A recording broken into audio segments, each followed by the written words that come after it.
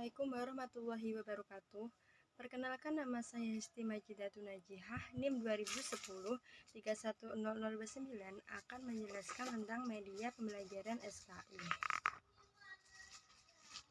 Media berasal dari bahasa Latin, merupakan bentuk jamak dari medium, yang secara harfiah berarti perantara atau pengantar, yaitu perantara atau pengantar sumber pesan dengan penerima pesan. Beberapa ahli memberikan definisi tentang media pembelajaran. Sehram pada tahun 1977 mengemukakan bahwa media pembelajaran adalah teknologi pembawa pesan yang dapat dimanfaatkan untuk keperluan pembelajaran. Brett pada tahun 1966 media pembelajaran adalah seluruh alat dan bahan yang dapat dipakai untuk mencapai tujuan pendidikan. Jenis-jenis media pembelajaran. Yang pertama oleh Searle dan Glasgow pada tahun 1990. Ada dua media, yang pertama media tradisional, yang kedua media mutakhir. Yang kedua menurut Rudy Brett. Yang pertama media audio, yang kedua media cetak, yang ketiga media visual diam, yang keempat media visual gerak, yang kelima media audio semi gerak, yang keenam media semi gerak, yang ketujuh media audio visual diam, yang kedelapan media audio visual gerak. Menurut Anderson pada 1976, media dibagi menjadi 10 golongan. Yang pertama audio kaset, audio, siaran radio, CD, telepon.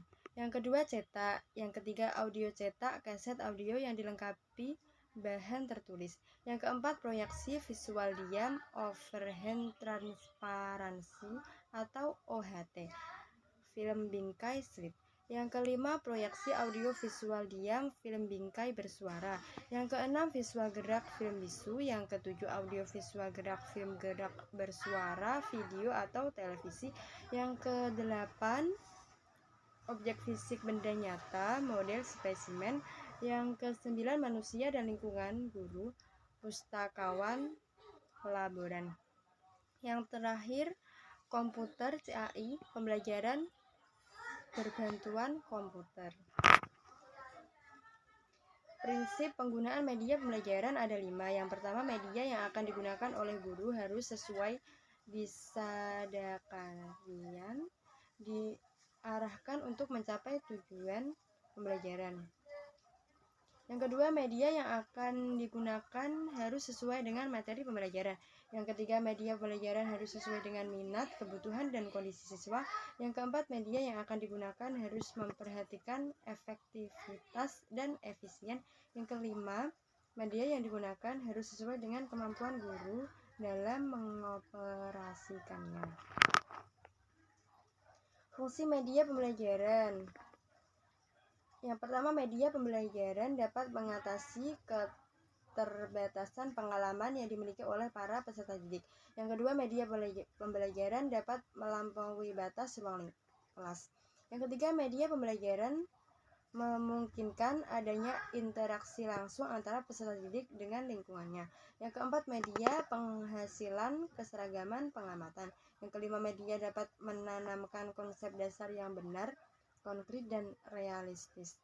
Yang keenam, media membangkitkan keinginan dan minat baru. Yang ketujuh, media membangkitkan motivasi dan merangsang anak untuk belajar. Yang kedelapan, media memberikan pengalaman yang integral atau menyeluruh dari yang konkret sampai dengan abstrak.